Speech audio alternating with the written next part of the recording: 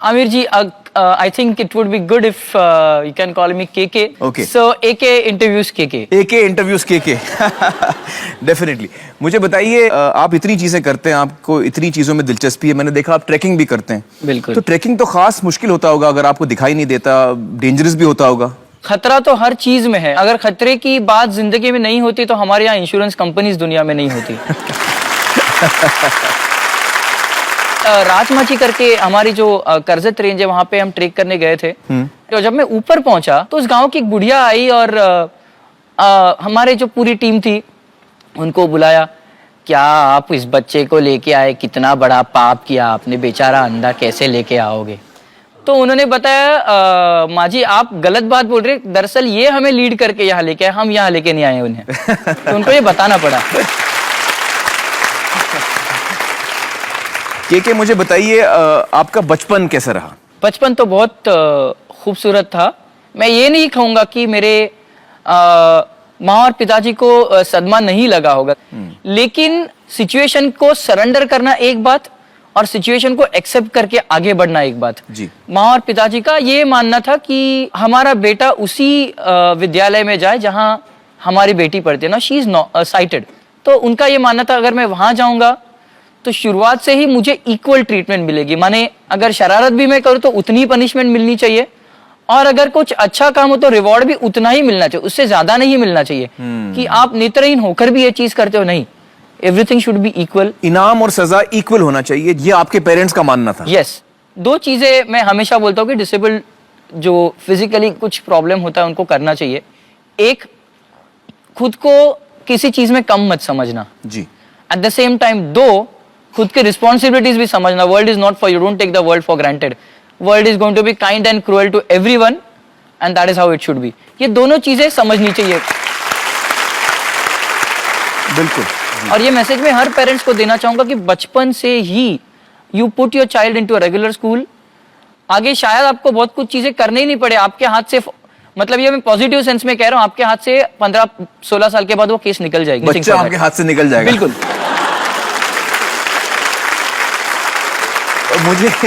मुझे यहाँ पर मिस्टर मिसेस माने से एक सवाल पूछना है. मुझे बताइए कि केके जब छोटा था और स्कूल जाने की उम्र हुई उसकी, तो आपके मन में ये बात थी कि इसे एक रेगुलर स्कूल में भेजना है? हम वही चाहते थे कि एक ही स्कूल में दोनों बच्चे जाए. जी.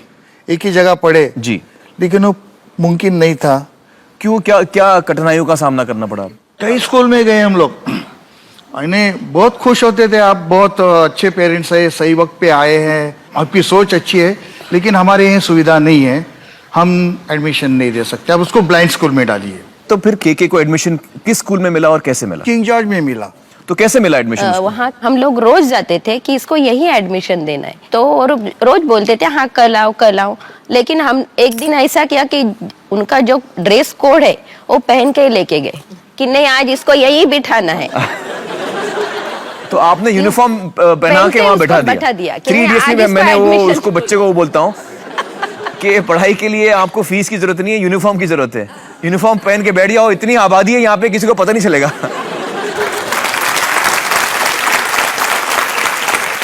मैं सबको बोलना चाहती हूँ, माँ बाप ने उसको यानी स्वीकार किया बच्चे को, हैंडीकैप बच्चे को, तो जरूर सब जन उसको स्वीकार करें. लेकिन आप घर में उसको इधर मत जाओ उधर मत जाओ, आप गिरोगे, इसके साथ मत खेलो उसके साथ मत खेलो. लेकिन बचपन से मैंने उसको सबके साथ ही रख दिया था. तो जूनियर केजी में गया तो मैं टीचर को बोला था ये देख सकता नहीं था इसलिए खेल नहीं सकता, ऐसे नहीं, इसलिए वो सब इसमें.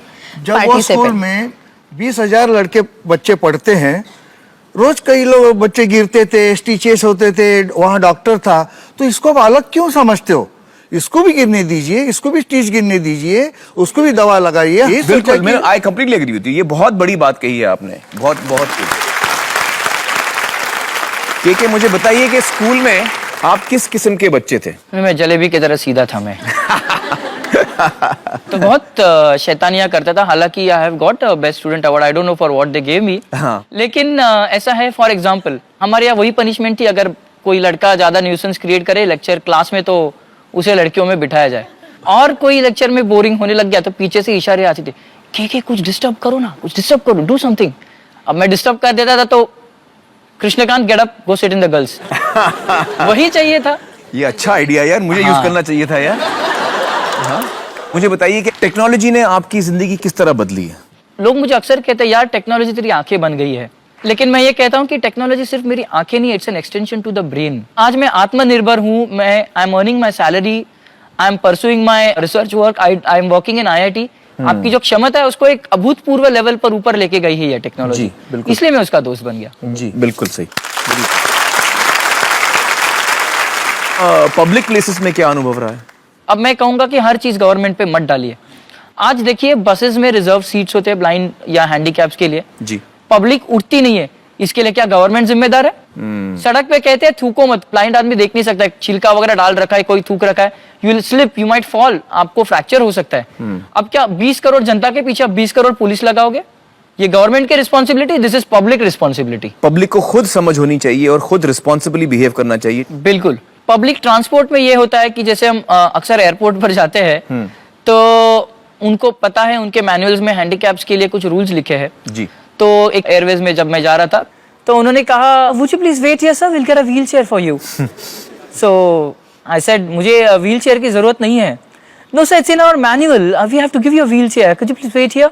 तो मैंने बोला ठीक है, आप मुझे व्हील चेयर दे दीजिए, तो मैं कहीं भी इसको टकरा जाऊंगा, मेरी जिम्मेदारी नहीं, किसी को कुछ लग जाएगा, सामान गिर जाएगा वगैरह। So she said no, will give you an escort along with it. मैंने हाँ, मैंने बोला जब मैं एयरपोर्ट में अंदर आया आपकी काउंटर की तरफ, तब क्या मैं व्हील चेयर पर आ रहा था? क्या मैं चल नहीं सकता हूं? माना कि आपके मैनुअल्स में रूल्स है और रूल्स होने भी चाहिए, जिनके लिए व्हील चेयर जरूरी है उनके लिए व्हील चेयर जरूरी ही है, लेकिन जिसके लिए व्हील चेयर जरूरी नहीं है आप उसे क्यों फोर्स कर रहे हो व्हील चेयर यूज करने के लिए? उसे सिर्फ एक एस्कॉर्ट की जरूरत है, वो भी वहां जहाँ सिक्योरिटी चेक इन होता है, बाकी तो जरूरत भी नहीं है। तो अल्टीमेटली वो व्हीलचेयर दिया उन्होंने आपको कि नहीं दिया? नहीं दिया बिल्कुल, और काफी वो टकाटक सी एयर होस्टेस थी, तो उन्होंने सिक्योरिटी पॉइंट तक मुझे बिल्कुल अच्छी तरह से पहुंचा दिया। And then she even said have a nice journey. अच्छा। के मुझे बताइए कि आपकी शादी हाल ही में हुई है? हाँ बिल्कुल, 2 हफ्ते पहले हुई है। 2 हफ्ते पहले? Yes. Congratulations. Thank you. आपकी पत्नी यहाँ पर है हमारे साथ? हाँ बिल्कुल, वहाँ। आपका नाम क्या है? साइली। साइली। साइली जी यहाँ आइए हमारे साथ, प्लीज जॉइन अस। आइए। साइली जी आप भी मुंबई की हैं? जी हाँ। अच्छा, मुझे बताइए कि आपकी लव मैरिज है या आपकी अरेंज मैरिज है? कैसे शादी हुई आपकी? Love marriage. लव मैरिज है? अरे वाह। तो अगर लव मैरिज है तो और थोड़ा नजदीक बैठिए उनके। हाँ। मुझे बताइए कि आपको ऐसा क्या लगा केके में, उनकी बेस्ट क्वालिटी क्या लगी आपको? की बेस्ट क्वालिटी सोचना पड़ रहा है। इतनी है कि सोचना पड़ रहा इतनी है। ज्यादा अच्छी क्वालिटीज हैं कि सोचना पड़ रहा है। वाह क्या बात है। चलिए जी, मुझे बताइए, आप हम लोग अभी बात कर रहे थे केके से। केके ने बताया कि जब वो स्कूल में थे तो बड़े शैतान थे और जबरदस्ती शैतानी करते थे ताकि इनको पनिशमेंट मिले कि लड़कियों के साथ बैठो। ये सुना आपने? हाँ, सुना। दिल नहीं घबराता है आपका? नहीं। क्यों? क्योंकि अभी उन्हें एक्सपीरियंस आ गया है कि वुमेन साइकोलॉजी क्या है, तो मुझे बताना ही नहीं पड़ता। केके, बड़ा मजा आया आपसे बातचीत करने का और हमारी दुआ ये है कि आप दोनों की जिंदगी इसी तरह टकाटक आगे बढ़ते रहे। बहुत शुक्रिया। आइए आइए। सत्य में जयते